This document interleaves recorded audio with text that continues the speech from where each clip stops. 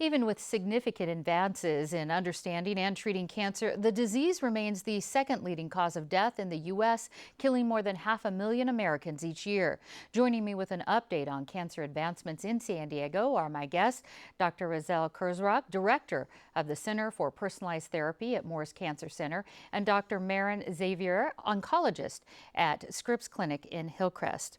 And Dr. Kurzrock, surgery, chemotherapy, radiation, those are traditional ways to treat cancer. What are the most promising new ways to treat cancer? The most promising new ways relate to immunotherapy and genomics, and this relates to personalized therapy or precision cancer therapy. Genomic medicine and immunotherapy encompass both precision in that the therapy is very precisely attuned to the tumor, and personalization in that each tumor is different and that we customize therapy for each patient. Sure. So rather than, if I get this right, rather than just saying, oh, we're only treating breast cancer this way or this cancer, that you look at the actual tumor. Can you give us an example of how immunotherapy or personalized medicine has helped one of your patients? So I want to go back a few years when immunotherapy was still in its infancy, and we were working with a new drug that is now FDA approved called ipilimumab. It was not approved, it was experimental at that point. And we had a melanoma patient that had very advanced disease, received ipilimumab, and we didn't yet know that immunotherapy was quite different than chemotherapy. After 2 months, the patient had progressed and unfortunately was really end stage, so we sent him to hospice. He felt better after a month in hospice, came out, and then after another month was really feeling better and came back to us, and he was in a complete remission. Now, I don't want to give people false hope, Sure. but we now understand that there is a subset of patients with immunotherapy, even with end-stage disease, that can have long-term remissions, maybe even cures, and that furthermore, they may show that the disease progresses before it gets better. Very different than chemotherapy. It's certainly different on the monitoring with that. And Dr. Xavier, how has cancer treatments changed since you started practicing medicine?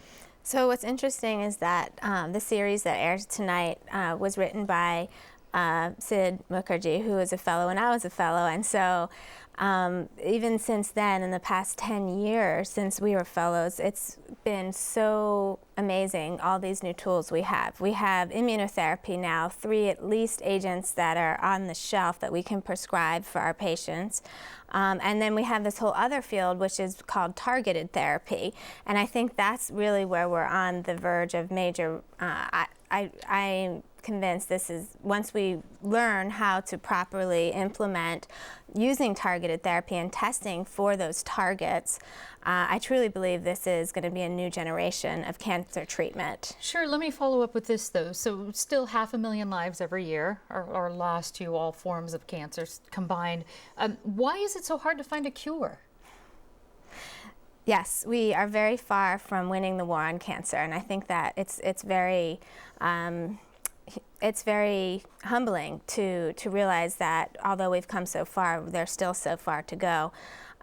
Cure is the goal for cancer, and unfortunately, when we have late stages, we're not able to promise the cure to our patients. So my hope is that as we get more fine-tuned on testing and targeting these mutations that drive cancer, we will be closer and closer to the cure. Sure. So we're talking about a cure here, but Dr. Kurzrock, what about the idea that I've heard floating around for some time now that the cancer could be treated like a chronic disease, maybe managed like diabetes? You manage it, you live with it. What do you think about that?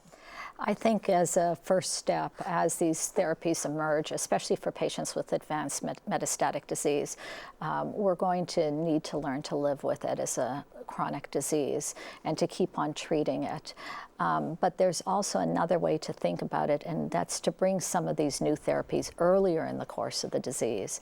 And there, if we step in earlier, I think there's much more hope that we might be able to eradicate the disease as well. All right. Well, Dr. Kurzrock and Dr. Xavier, thank you so much. Thank you. Thank you.